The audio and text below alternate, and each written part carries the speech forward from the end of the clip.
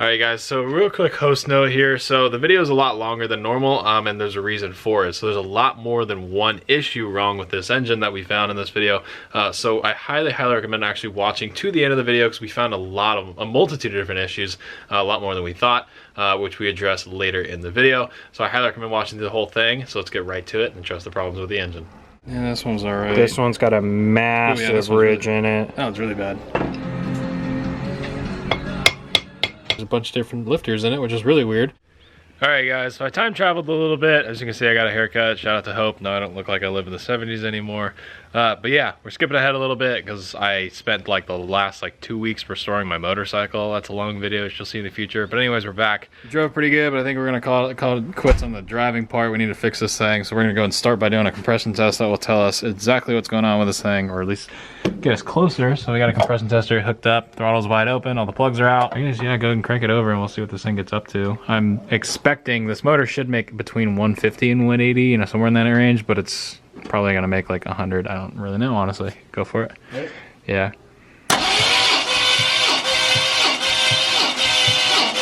Okay. Made 130. It's not horrible. That's not too bad. 130? Yeah, that one's all right. Okay. Well, that cylinder was the only one that was like really good. So, all right, we're gonna go ahead and run this through, tally them up, and I'll come back when they're all done.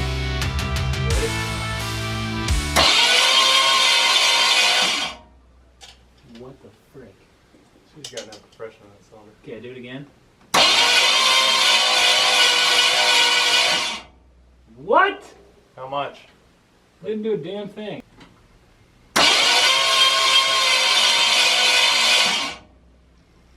Nothing? Brett. Let me see. What am I doing? Wait a minute. Let me just thread it in the other cylinder, see if it changes. Ah! The motor's No! Oh! What the hell? She's got something real bad in cylinder 2. I hate my life, dude. Alright, let's pull the heads. Let's test all the rest of them first. I was gonna say, I don't even know if I should even bother. No, let's test all the rest of them. Galaxies, is this...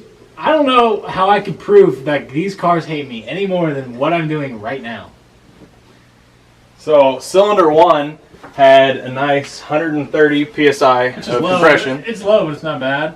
I mean, for the age of the car, it's not bad. It's a brand new motor, so it's irrelevant, but still. But cylinder 2, the needle doesn't even move. Okay, we're on number 3. See if it does anything now. All right. Better do stuff.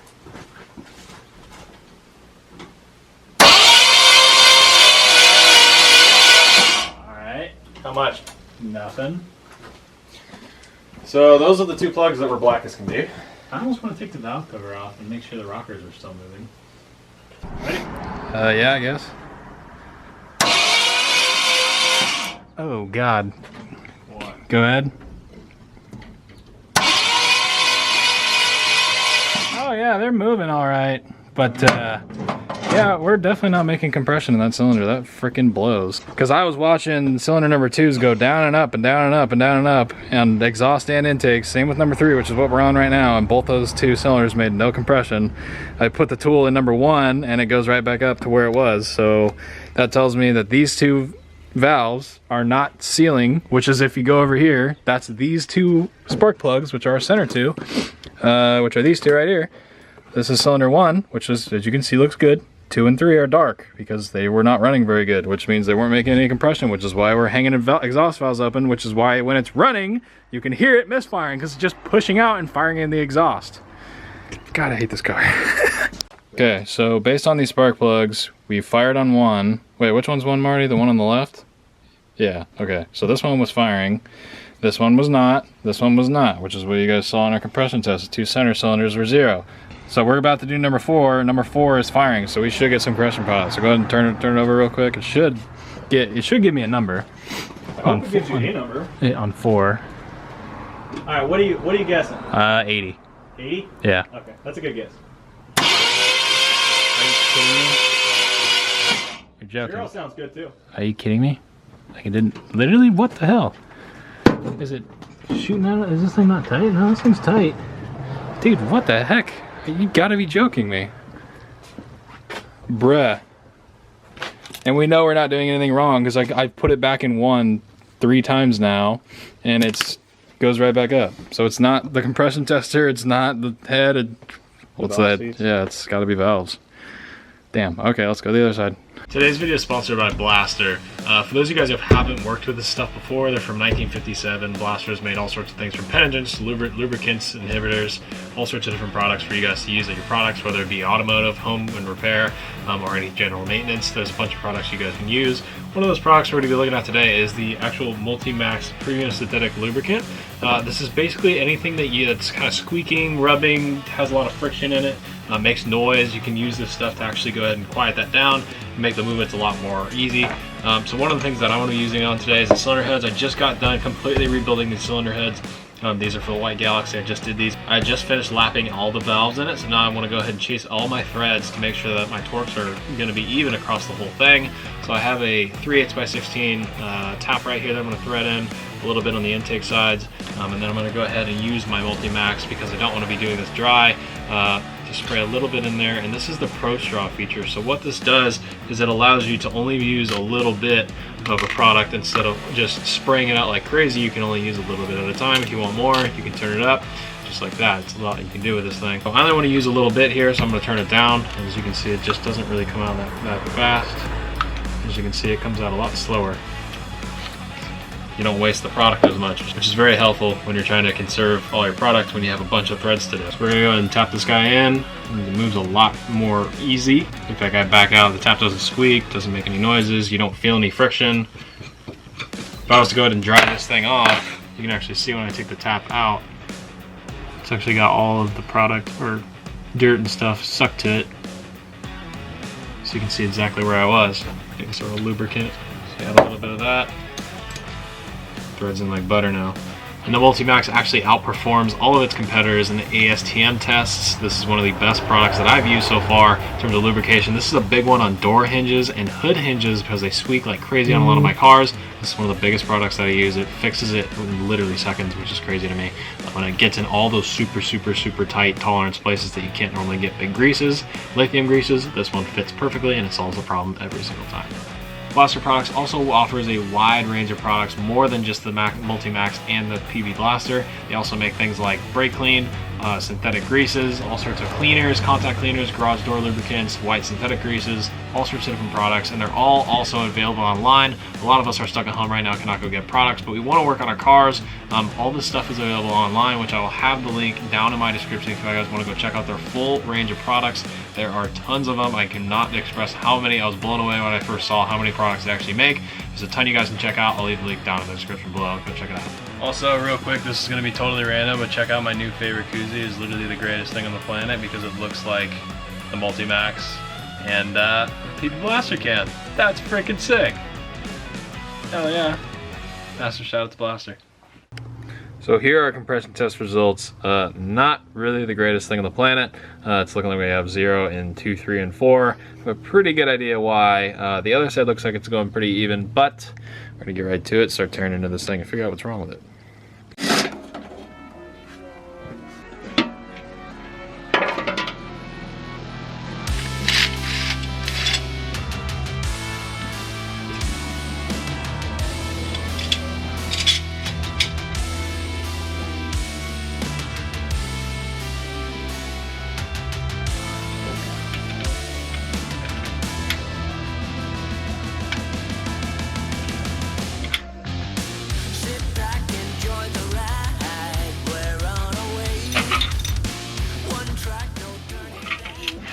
Alright, so the first compression test told me it was something in the valves, and this is where I'm going to show you guys. So a couple of you guys guessed bent push rod or collapse lifter. Collapse lifter is still a maybe. I highly doubt it.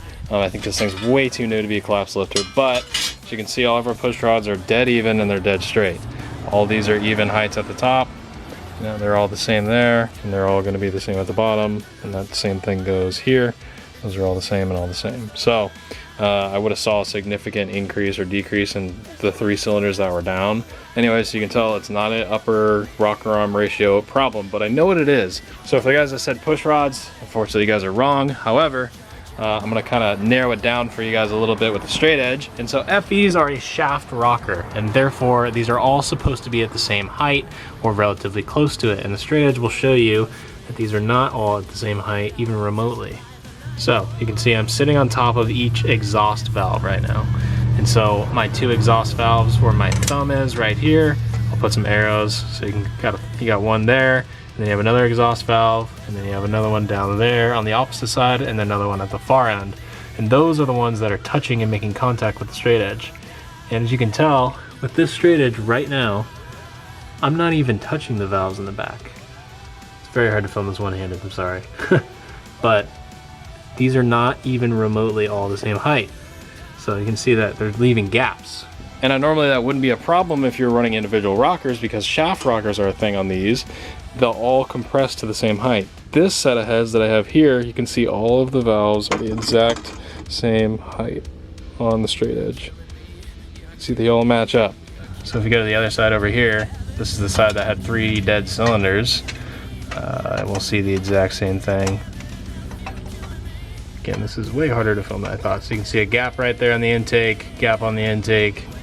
And going back over there, you guys probably won't be able to tell, but we have taller exhausts and gaps on the intakes as well. So again, really hard to film, really hard to see, but you guys get my point. So we're gonna change it up a little bit. I want you guys to guess what's wrong with it. You guys have left a lot of guesses in the last videos where we were diagnosing issues. You guys now see what's going on. My personal opinion with this thing is I think the valve seats were not correctly drilled into the heads, whether they've been rebuilt and had new seats put in or whatever. The seats are not in the correct spot because the valve stems are too tall. The one thing that I do know is the valve stem height is not the same all the way across. Therefore, when you put a shaft rocker on it and torque it down, it makes all of the valves level. Therefore, what I think is happening when it comes up to a compression stroke, it's pushing all of the compression out of the exhaust valves that are being hung open because they're pressed down to match the intake valves. So that's kind of my opinion. I don't really need much more of a compression test. You guys saw it was bad. It's coming apart no matter what. I have the new heads here. We're going to take apart and clean, and then we're going to get everything back on the motor. So I'm going to keep just disassembling that.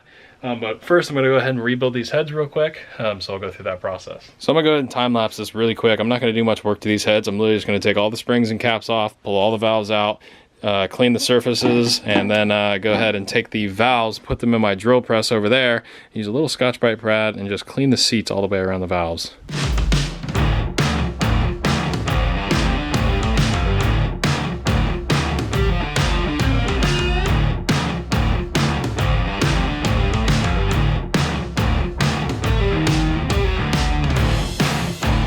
Alright, here's our first look. Springs all look good. Nothing wrong with them. Valves are a different story. Not the greatest things on the planet. Got a little bit of corrosion on that one. I think that's cylinder 3 intake. A little bit of sludge buildup. But you can even see they have the Foamco stamp still in them. Pretty cool. Our actual surfaces are not that great either. There's the one with the rust in it. Nice.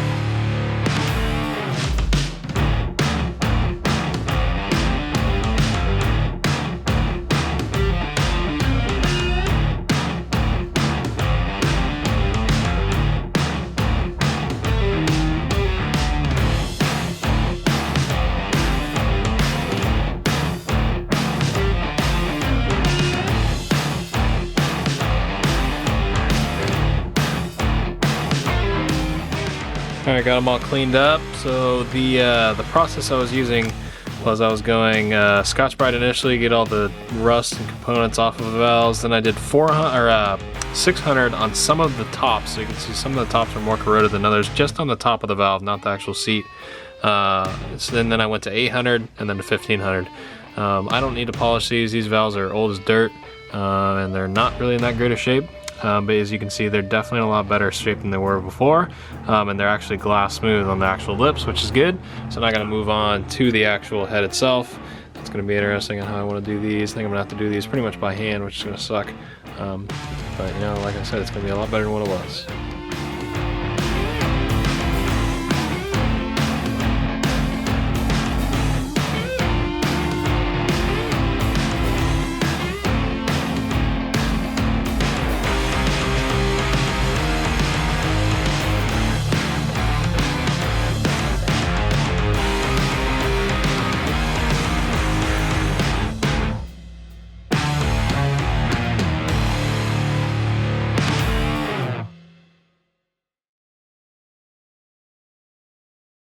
Alright, my camera battery died, but I got them all assembled. They look a lot better. You can see inside there, it looks a lot better now.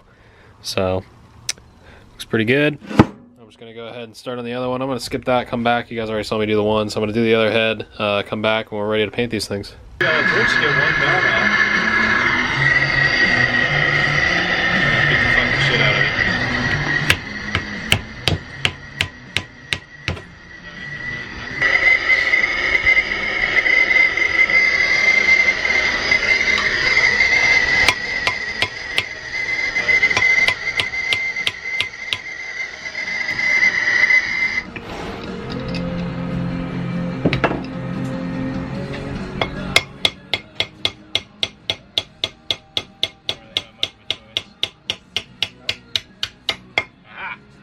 I win!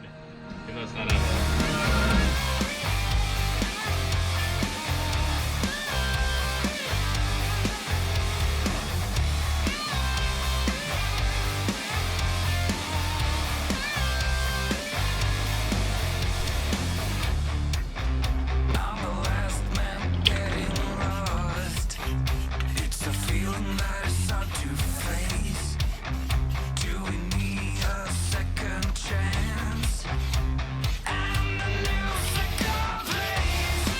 Alright guys, our heads are all done. They're marked for which side I want to put them on. I'll paint it up. Most of the chambers look good. I'd say these came out pretty good for my first head rebuild.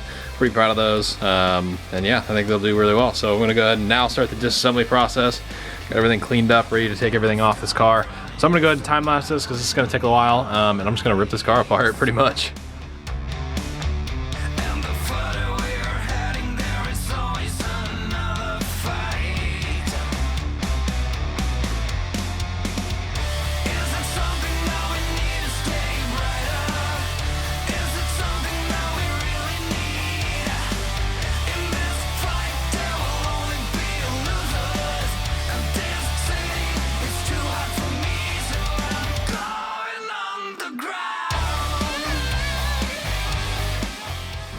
Alright, we got the intake manifold off.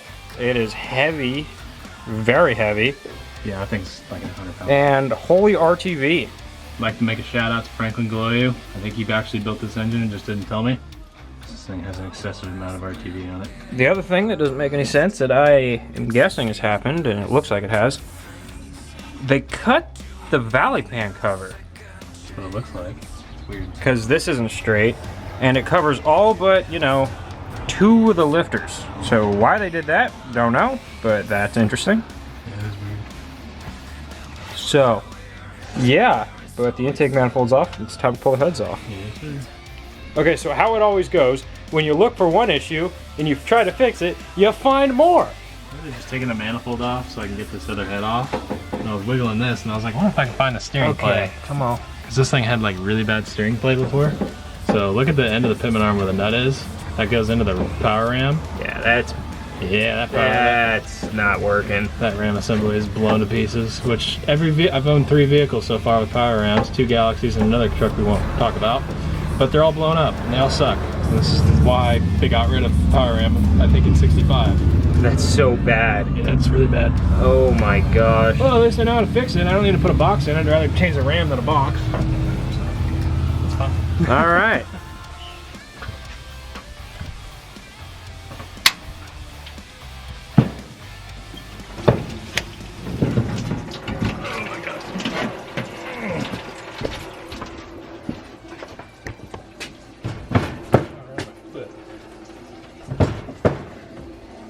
Alright, we did it. Those are really heavy. Look at this. Oh my. Someone had a date with our TV and it didn't go well. Focus. There she is. Goodness. That's terrible. Nice. You can see how none of it laid it flat. Oh, should we show them the valve issue now? Yeah, we can. Let me flip this head over. All right, gonna pull these manifolds off. Alright, we're gonna go through these cylinder heads. Let's check this out. So here's our first issue. We're just gonna start with this right here. So they stripped out the threads that go into the block, or into the head. And there's a little nut right here. Which isn't even straight. So we're gonna go ahead and... So it comes off. They had it sitting in there. So the threads in here are junk. Look at these. You can really see this. Those are trash. So that's what they had. That bolt is bent. Yeah, it is bent. Oh my god. That was how this one stud was on, and the rest they probably aren't much better. We'll just take the one side off real quick, assuming they'll come off. That's the reason we took them off outside. Is I mean, you can see how fast I get these off versus when you're inside the car. Getting a wrench on these is, especially this one right here, is pretty much impossible. But now I can see these are off. Looks like our gaskets were pretty good at least. So, and here's our... Let's check this out. We'll use this head because it's a better example actually. So, a lot of you guys were saying flat cam, flat cam, flat cam, and I said no, because look at this is cylinder number 1 up here, which was the only one that had compression. This one had 130 psi compression, which wasn't bad, but this was the only one that was firing. And you can tell the exhaust valve has some combustion on it, same with the intake. But when you go next door, this one you can see the valve right here is pretty level, sticks up a little bit. This one actually, you guys won't be able to see it, but it goes down just a hair. And we go to these last 2 cylinders that had no compression. It's super, super obvious. See, we have a ridge right here, and we don't have a ridge up on these ones for the exhaust valve. So what's going on right here is these 3 cylinders all had 0 compression. So these 2, if you look right here, they're recessed. The valves are way recessed in the heads. Like the seats are like collapsed or something, or they just ground them in too far. But what we have going on here is the valves are actually way, way higher up in the head than the intakes. And so what that causes is on the other side of the head, I'll just use, I got an extension right here that I was using. Use a straight edge normally, but I'll just use a straight piece of metal so you guys can understand what I'm talking about. But when I lay, here we'll lay the straight part. So this part, so see how I can do this? It's not even touching this valve. So I'm resting on the exhaust valves all the way across. So what that's doing is that means that these are our 2 intake, or these are the exhausts, which are taller because they're recessed higher in the head. So that actually, when you have a shaft rocker, all of these are at the same height. So when you bolt it down, it makes every single one of these valves level. And so what that's doing on this side is it's creating a small gap in between the head and the valve on all these seats that aren't perfectly level with like intakes. So we had this valve was being hung open, this one was being hung open, this one was being hung open. This one was the only one that was pretty much closing because this was the lowest one. Same thing with the other side, they weren't that much better. You can see this one's not quite as far, this one's pretty freaking far, and then same with this one. But the thing is all of these were a little bit lower. So yeah, whoever did the seats in these heads just didn't put the seats in right. Something like that, I'm not really entirely sure. Ground the valve too much, there's a bunch of things you could have done. But either way, you can see the heads that I did. Now, you know, again, I'm just using this piece of straight metal, which is straight from where I'm using it. But you can see they're all level all the way across on the top. So, and then same thing, we flip this thing over. These are my new heads that I just finished. You know, they're not recessed into the head at all. They're flat and level. So, this should go a lot better. So, Sean and I are pretty much positive the cam's fine in this thing. I'm going to pull it out for 2 reasons. One, I want to check it. I want to take a caliper and measure each lobe to make sure they're all in spec. I want to check the bearings. I want to check the lifters just to give us just to give us some assurance, and I want to check and see which actual cam's in this thing. So we're gonna go ahead and actually pull the camshaft out now and see what's even in this thing. So take a look at it.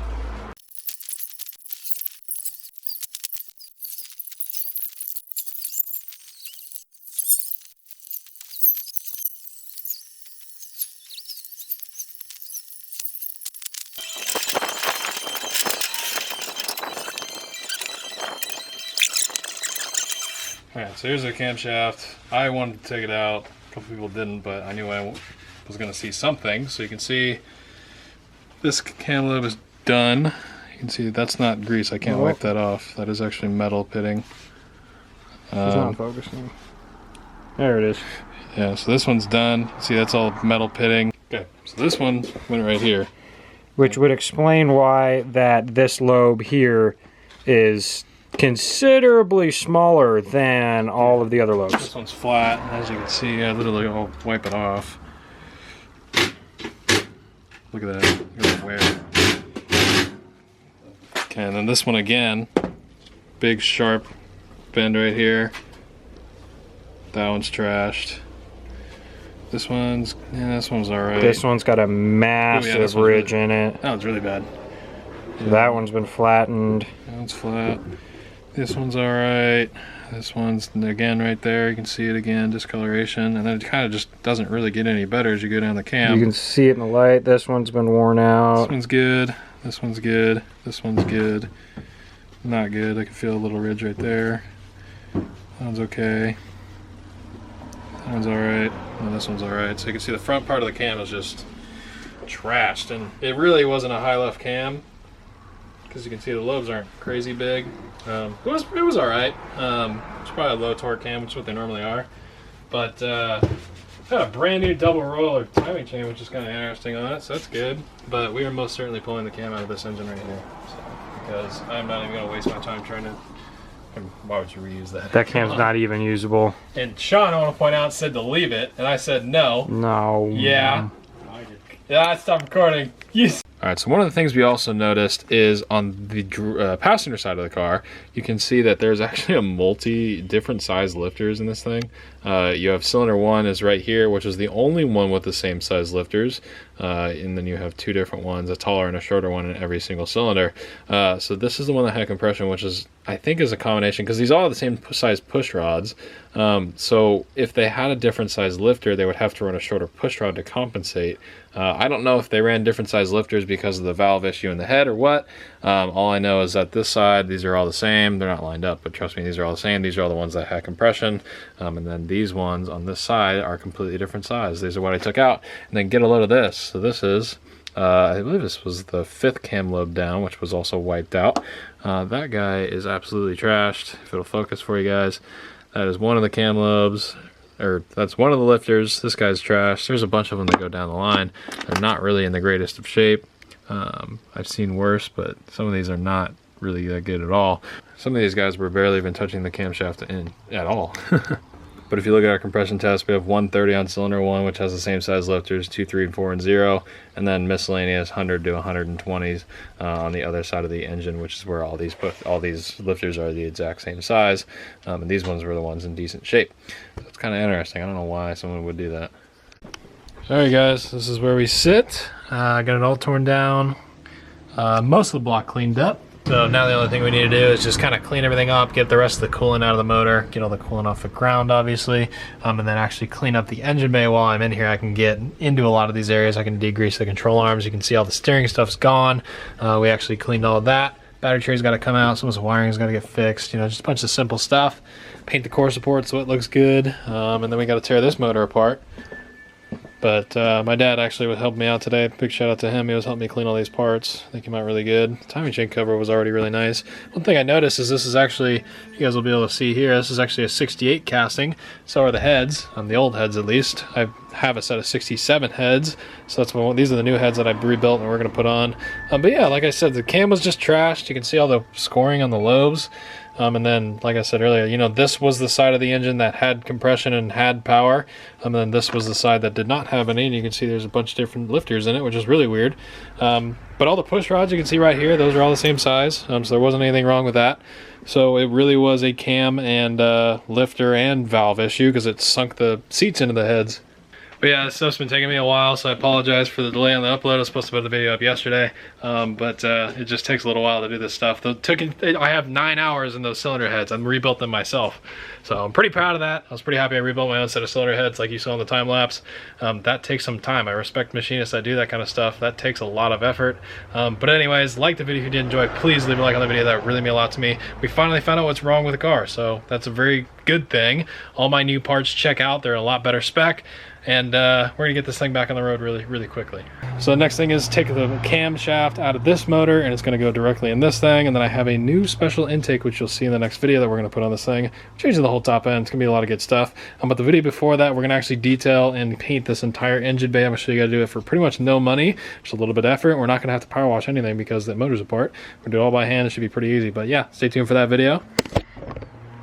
Like I said, like the video, it really means a lot to me. I have a lot of work and a lot of money in this car. It's finally starting to come together. So yeah, thank you so much for watching. I'll see you guys in the next video with this car. Bye guys.